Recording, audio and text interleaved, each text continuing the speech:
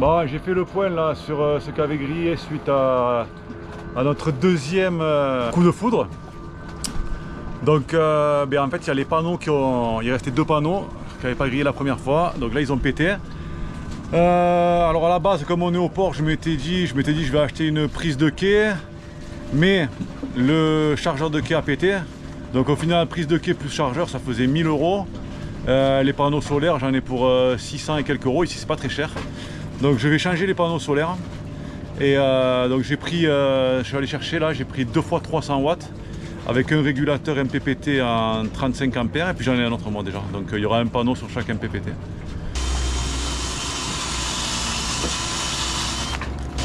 On enlève les anciens. Bye bye panneaux solaires qui ont cramé. On peut compter sur des gueux dans la vie. Hein. Là on va nettoyer l'inox. Ah ouais, il est rouillé. Ouais, il est rouillé. Et puis là on voit aussi la trace du cramé de la foudre quoi. Ça a brûlé les prises.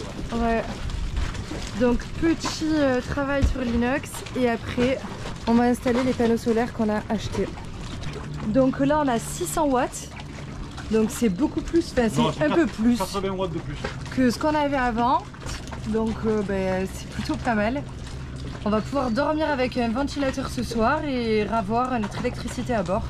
Yes. Si tout va bien.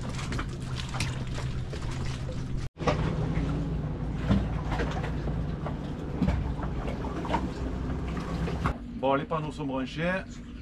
On va contrôler ça. Alors sur le premier MPPT, hop. Ok, bon là on charge à 90 watts, c'est bon, il n'y a pas trop de soleil. Celui-là c'est bon. Et sur le deuxième, qu'est-ce qui se passe?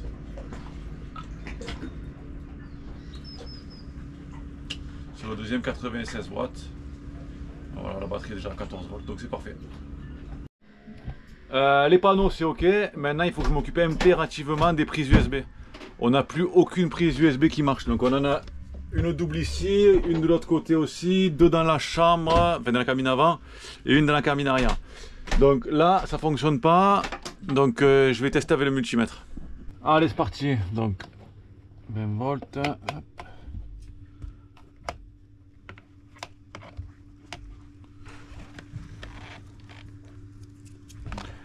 Directement sur les cordes. Ouais, il n'y a rien du tout.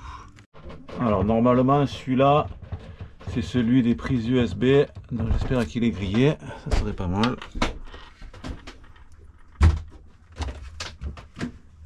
Ouais, celui-là est mort. Allez, nouveau fusible, hop.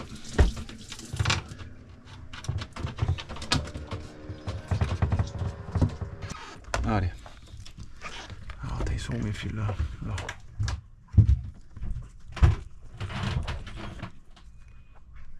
Ok, donc là c'est bon, j'ai du jus maintenant. Maintenant je vais tester ma prise.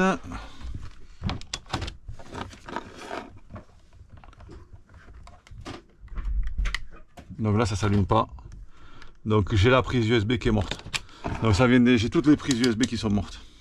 Bon, je viens de changer la prise, il y a un petit interrupteur en plus ici là. Bon, je laisse tout le temps sur 1. On va retester. Et voilà, là ça charge. Ok. Donc là on est bon. Voilà, il est là Marcus. Donc Marcus vient today pour monter au mât. Il va me remplacer, ouais. Oui, puis il adore monter au mât, non?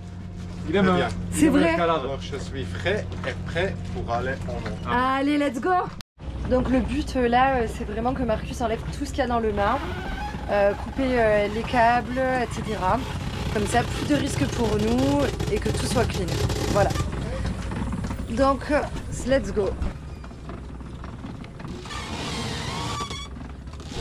Ça y est, Marcus est tout en haut, donc là il regarde et on va couper. Alors je commence avec les câbles. Vas-y.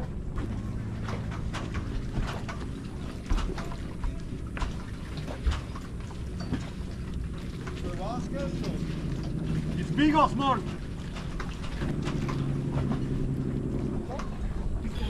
Sont là, découpés. Anémo, VHF, feu de mât. Ça fait zizi. Là on sait que il ne peut plus rien nous arriver. vu qu'on est là pour plusieurs mois, on va tomber le génois et la GV, on va les hiverner. Ça sert à rien de les laisser là à poste puisqu'elles prendraient l'humidité, le soleil, voilà, rien de bon. Donc on va démonter tout ça.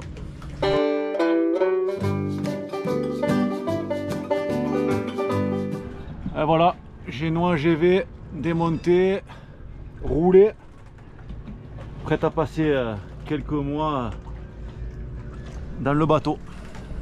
Ouais, on avait aussi des petites infiltrations d'eau, j'en profite aussi pour faire ça. Donc là j'ai démonté toute la partie arrière du plafond, là, les vaigrages. Donc il y avait des anciens vis là, qui devaient sûrement tenir des mains courantes à l'extérieur ou quoi. Donc là je vais virer ça, je vais faire des cintos, je vais refaire le gel coat par dessus. Tout étanchéifié à fond. Voilà, là du coup j'ai bouché là où il y avait les vis. Voilà, j'ai bouché par dessous comme ça avec du cinto. Et au dessus je vais faire du gel coat. Donc du coup maintenant je vais faire la couche de finition là pour les gel coat que j'avais fait sur les boulons extérieurs. J'avais bouché déjà et là maintenant petite couche de finition. Voilà, bon le gel coat hein, il a 40 ans donc j'ai pas la même teinte mais bon ça fera propre. Tant que j'y suis je vais démonter aussi les mains courantes ici. Refaire les vernis et en même temps l'étanchéité dessous parce qu'il y a des vis qui traversent le roof pour les fixer donc je vais badigeonner de 6K, visser comme il faut, je veux vraiment plus une goutte d'eau dans le bateau.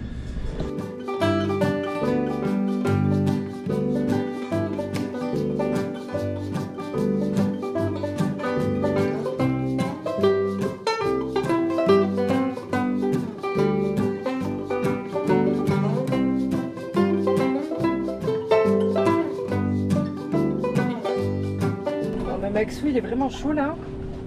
On a enlevé donc les mains courantes.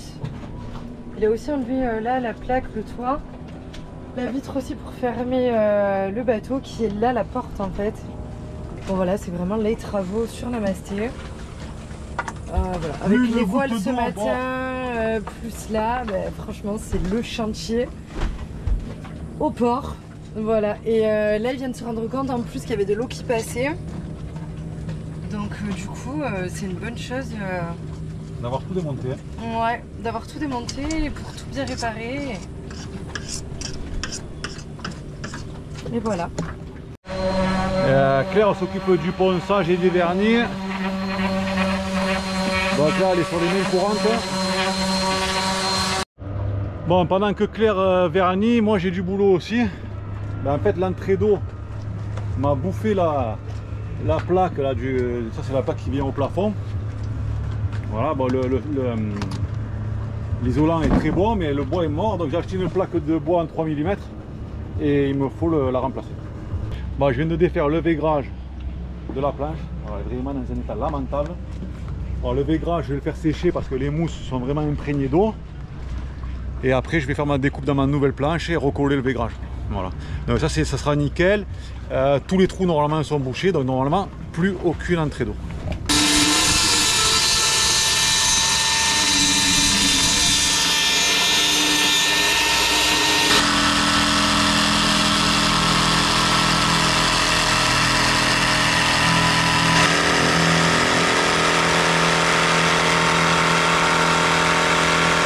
Petit verdict.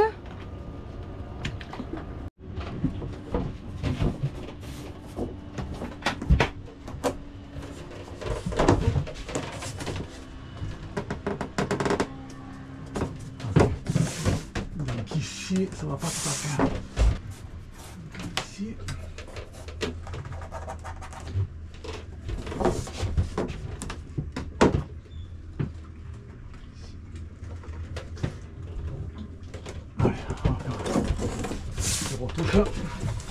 Allez, ben il y a des retouches à faire. Hein. Bon, la mise sur le carburant, elle est déjà au vernis. Première couche de vernis.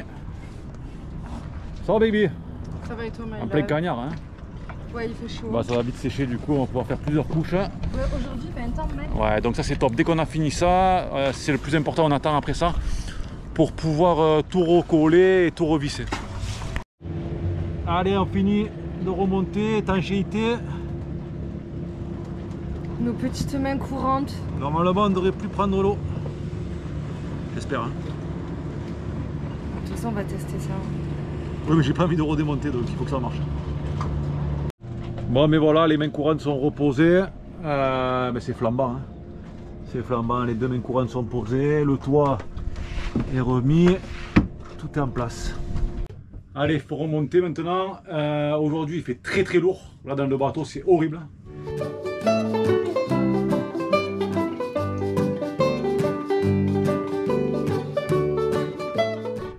Bon, ça avance, c'est dur. Là, tout ce côté est remonté. Là, je vais remonter la lumière, refaire les soudures ici. Et après, on va remonter ce côté. Ça, c'est le côté que j'ai refait. Donc, on va croiser les doigts et espérons que tout se passe bien. Un petit goût de briquet. Et voilà. Et maintenant... Yeah, man! Yes. Allez, on va mettre la dernière plaque, celle que j'ai refaite entièrement. Donc, on croise les doigts. Hein. Ah, je me suis bien fait chier avec les vis, tenir la plaque en l'air et tout, mais bon, le résultat est là. Franchement, la plaque, nickel. Super content du résultat. C'est top.